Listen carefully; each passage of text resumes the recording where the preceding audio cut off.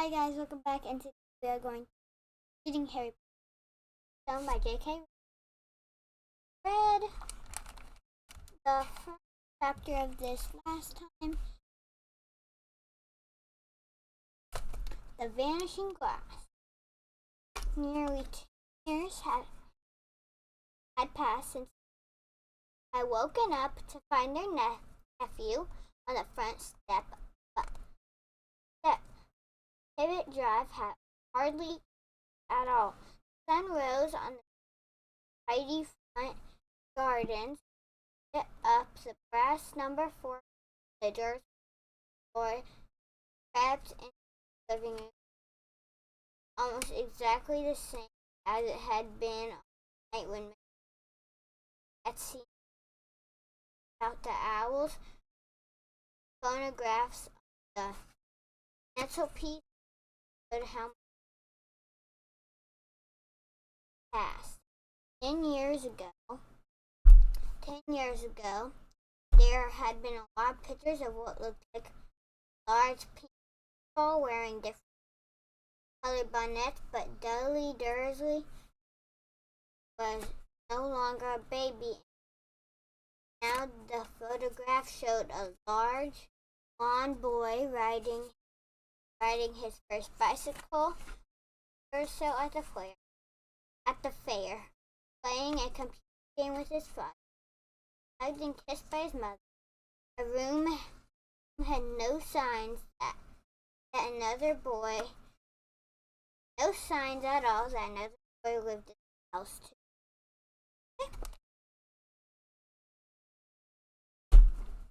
Yet Harry Potter was still there. He passed a moment, but not for long. His ear was awakened. It was no voice that made the first noise of the day. Up! Get up now! Harry woke with a start and tapped on the door again. Up! She cried. Harry heard her walking towards the kitchen, the sound of a frying pan being put on a stove. He rolled onto his back, trying to remember the dream. It had been a good one. It had been a flying motorcycle, and it had a funny feeling. It had the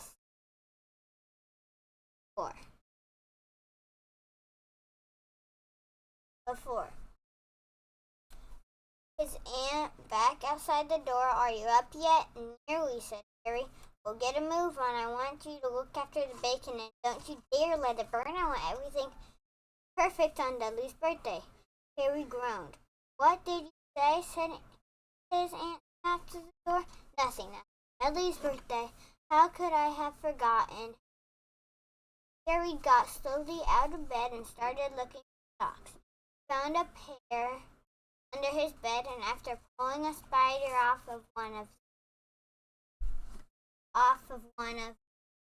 of them, put them on. Harry was used to spiders because the cupboard under the stairs was full of them. That was where he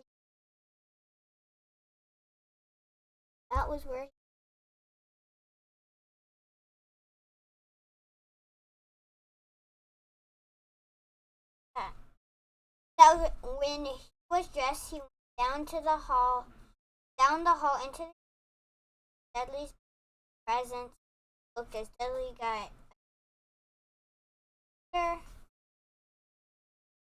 the new computer.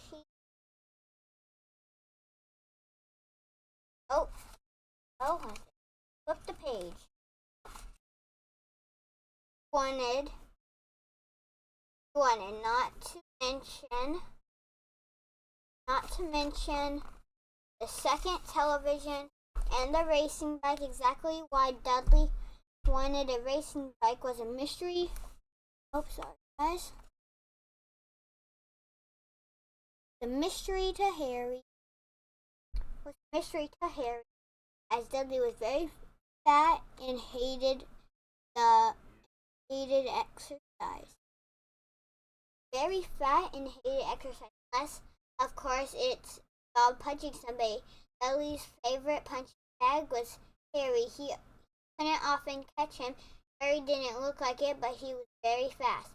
Perhaps it had something to do with living in a dark cupboard, but Harry had always been small and skinny for his age. He looked even smaller and skinnier than he really was because all he had to wear were old clothes of Dudley's, and Dudley was about 4 times bigger than he was.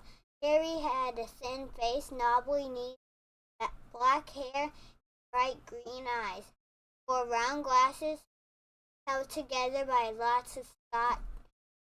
of scotch tape because all of the times Dudley had punched him on the nose. The only thing Harry liked about his own appearance was this very thin scar on his forehead that was shaped like a bolt of lightning. It had it had had it had had it as long he had had it as long as he could remember, and the question could remember asking his when was how he got it. The car crash when your died, he had said, and don't ask questions. Don't ask questions of a with quiet life with the Dursleys.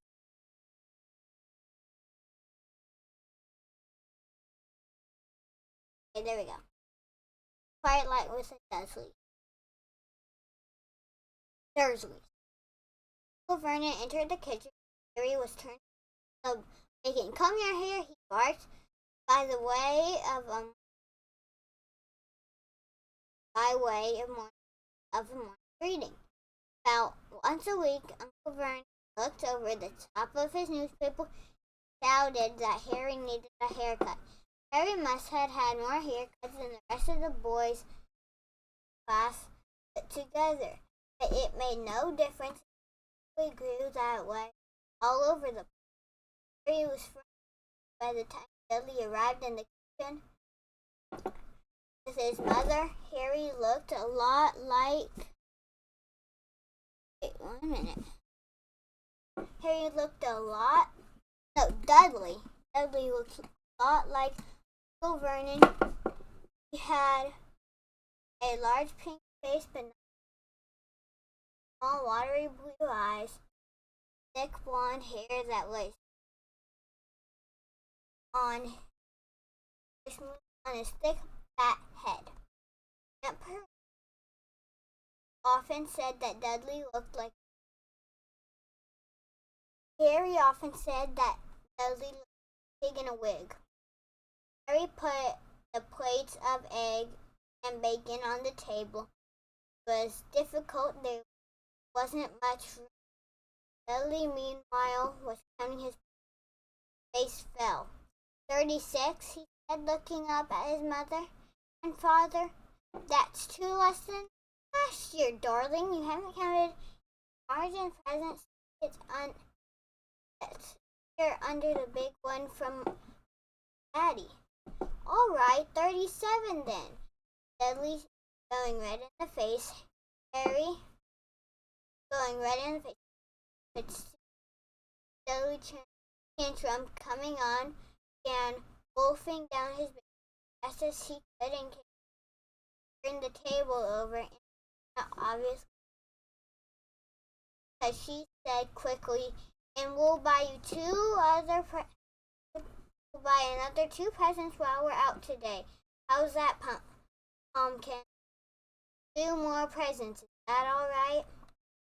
Dudley thought for a moment. It looked like hard work. Finally, he said, so I'll have 39, said. Oh, Dudley sat down, grabbed his parcel. All right then, Uncle Vernon chuckled.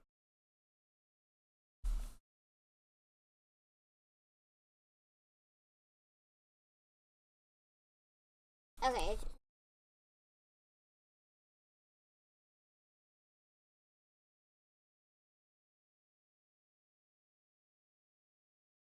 Okay.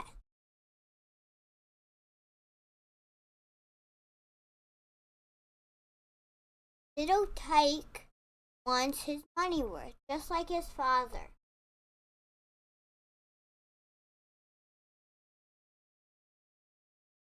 Just like his father. Just like his father.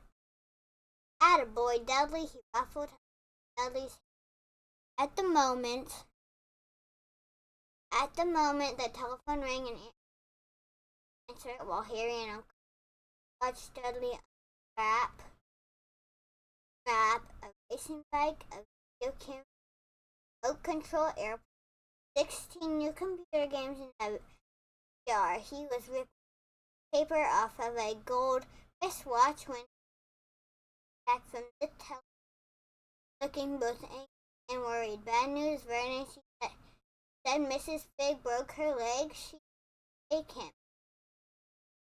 Jerked her head in his direction. Dudley's mouth fell open in horror, but Harry gave a leap. Every year on Dudley's birthday, parents took and a friend out for the day to a large hamburger restaurant or the movies. Every year, Harry was left behind with Mrs. a mad old lady who lived 2 away. Harry hated it there. I'm gonna do this. Harry hated it there. Harry hated it there.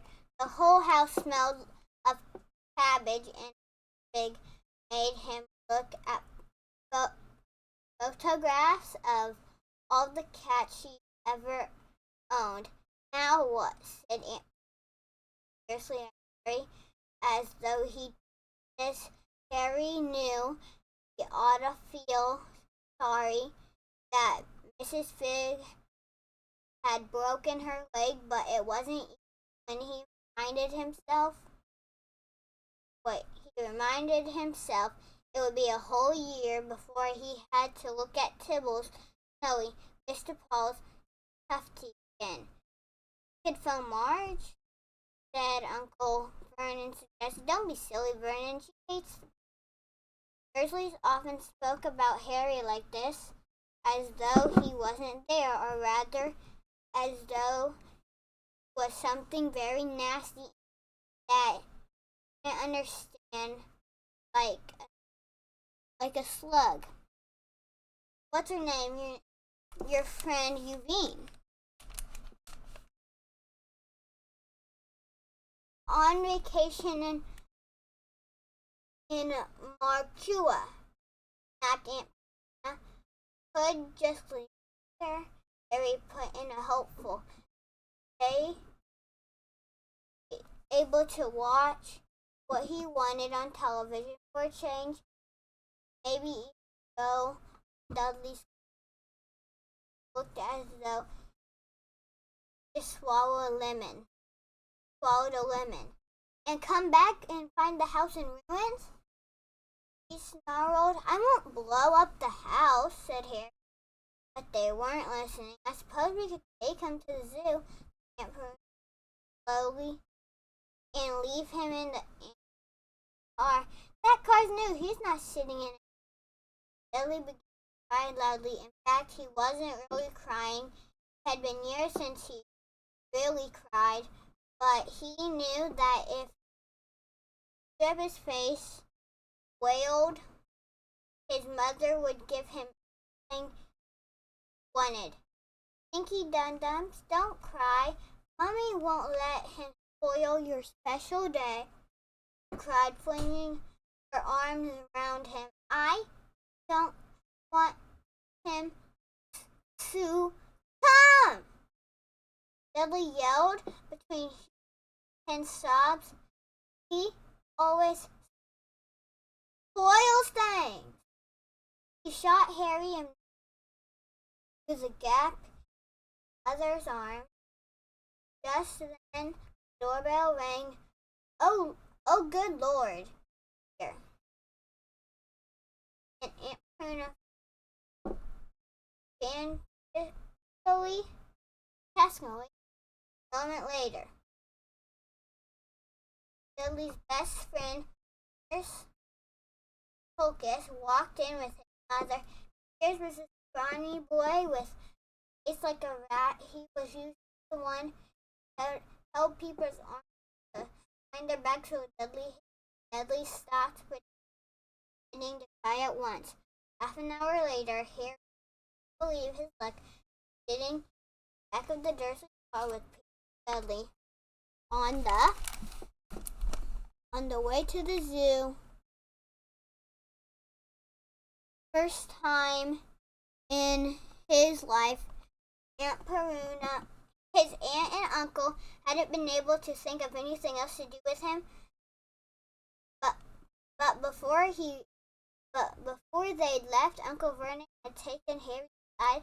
"I'm warning you," he had said, putting a large purple face right up close to Harry's. "I'm warning you now, boy. Any funny business at all, and you'll be the cupboard from now until Christmas." "I'm not going to do anything," said Harry, honestly. But Uncle Vernon didn't believe him. No one ever did. The problem was strange. The problem was strange things often happened around Harry, and it was just no good telling the Dursleys. Didn't make them happen. Once Aunt Peruna, tired of Harry coming back from the barbers, looking as though he hadn't been at all, had taken a pair of kitchen scissors and cut his hair so short he was almost bald except for his bangs, which she left to hide that horrible scar. Dudley had laughed himself silly at Harry. Yes, a sleepless night, imagining the next day, where he was already laughed at for his baggy clothes and taped glasses. Next morning, however, he gotten up to find his hair exactly had been before Aunt Peruna had sheared it off. He had been given a weekend's cupboard, and though tried to explain that he couldn't explain how it had grown back so quickly. Another time, Aunt had been trying to force him into a bulging old sweater of Dudley's, brown with orange puffballs. The harder she pulled it over his head, the smaller it seemed to become, until finally might have fitted a puppet. But certainly Harry had decided it must have shrunk in the great. It must have shrunken in the wash, and to his great relief, Harry wasn't punished. On the other hand, gotten into terrible trouble for being found on the roof of the school's kitchen. Dudley's gang had been chasing him as usual, as much to Harry's surprise as anyone else's. There he sat, was sitting on a chair, and the Dursleys had a very angry letter from Harry's headmasters telling them Harry had been climbing school buildings, but all he tried to do as he shouted at Uncle Vernon through the locked door of his cupboard was jump behind the big trash cans outside the kitchen doors, and Harry supposed that the wind must have caught him in mid-jump. But today nothing was going to go wrong. It was even worse being with Dudley and Pierce. They'd be spending the day somewhere that wasn't school, his cupboard, or Mrs. Pig's cabbage smelling living room. While he drove, Uncle Vernon complained. Aunt Peruna, he liked to complain about saying at work. Harry, the council, Harry, the bank, Harry, just a few of his favorite subjects. This morning, he was motorcycle, roaring along like maniacs. The old hoodlums said as the motorcycle overtook them. I had a dream about motorcycles, said Harry, remembering suddenly it was flying. Uncle Vernon nearly crashed into the car in front, turned around, right around in his seat, yelled at Harry, his face like a gigantic bee and with a mustache. Motorcycles don't fly. Dudley and Pierce sniggered.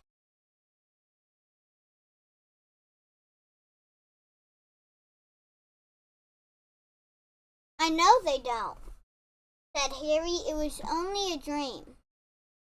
But he wished he hadn't said anything.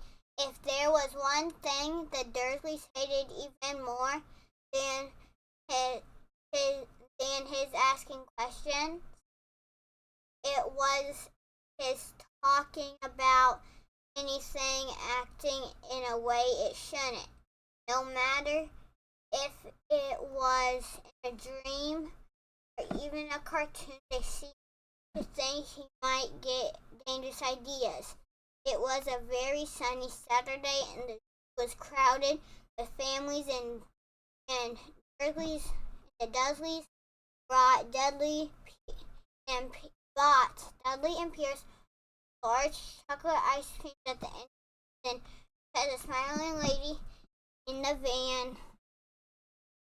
van had asked Harry what he'd wanted before they could hurry him away. They bought him a cheap lemon ice pop. It wasn't bad either, Harry thought, looking at as they watched a gorilla scratching its head, who looked remarkably like Dudley, except that it was blonde. Harry had the best morning he'd had in a long time. He was careful to walk a little way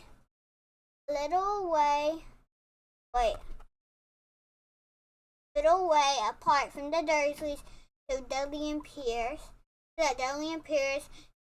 were starting to get bored with the animals by lunchtime and fall back on their favorite hobby of hitting him. They ate in the zoo restaurant, and Dudley had a tantrum because his Knickerbocker Glory didn't have enough ice cream to top. Uncle Vernon bought him another one. Harry was about to finish. Harry felt afterward that he should have known it was all too good to last. After lunch, they went to the reptile house. It was cool and dark there, with lit windows all along the walls. Behind the glass of lizards and snakes were crawling and all over, slithering over bits of wood and stone. Dudley and Pierce wanted to see huge poisonous cobras and thick and crushing pythons. Dudley quickly found the largest snake in the place. It could have wrapped its body twice around Uncle Vernon's car and crushed it into a trash can. But at the moment, it didn't look in the mood. In fact, it was fast asleep. Dudley stood with his nose pressed against the glass, staring at its glistening brown coils. Make it move, he whined at his father. Uncle Vernon tapped the glass, but the snake didn't budge. Do it again, Dudley ordered. Uncle Vernon rapped the glass partly with his knuckles. but the snake just sneaked on. "This is boring," Dudley moaned. He shuffled away. Harry moved in front of the tank, looked intently at the snake. He wouldn't have been surprised if it had died of boredom itself. No company except stupid people drumming fingers on the glass trying to disturb it all day long. It was worse than having a cupboard as a bedroom. There was Aunt Anna hammering on to to wake you up. At least you got to visit the rest of the house. The snake suddenly opened its eyes slowly. It raised its head until eyes were on a level with Harry. Winked. Harry stared. Then he looked quickly around, watching. There weren't. He looked back at the snake. He winked too. The snake jerked its head towards Uncle Vernon and Dudley, then raised its eye to the ceiling. Gave Harry a look that said, quietly, "I get that all the time." "Almost done, guys." "I know," Harry murmured through the glass, though he wasn't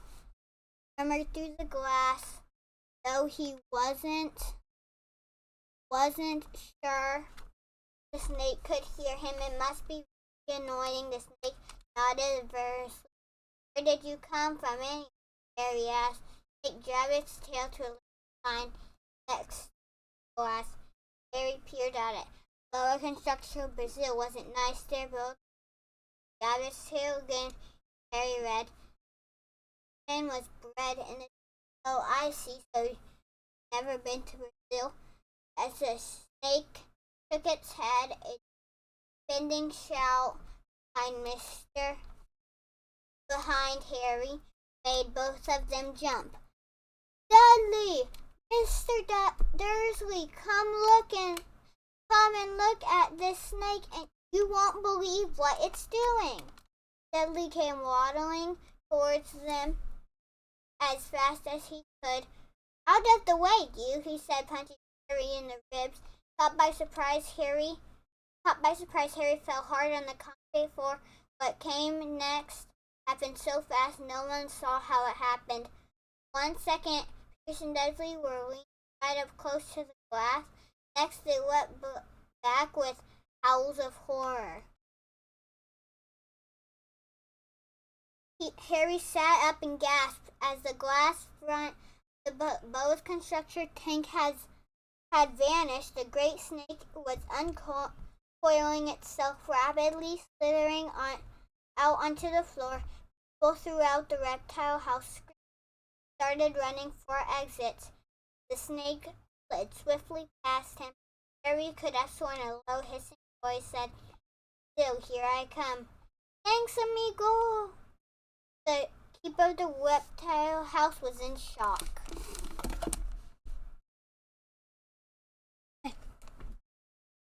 "But the glass," kept saying. "Where did the glass go?" The constructor made himself. The zoo constructor himself made Aunt Peruna a cup of strong tea. He apologized over and over again.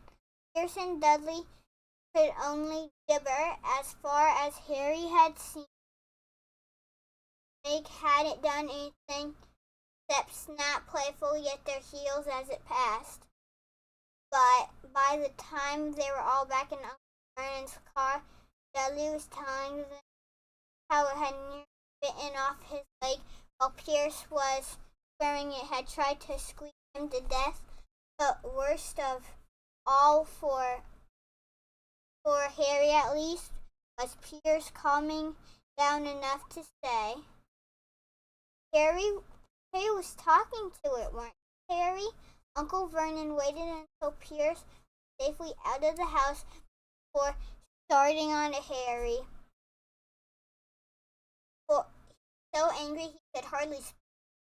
Say, "Go, cupboard, say, no." Before he collapsed into a chair, Aunt Peruna had run and get him a large brandy. Harry lay in his dark cupboard much later than he been wishing he had a watch. He didn't know what time it was. Couldn't be sure. Dursleys were they were.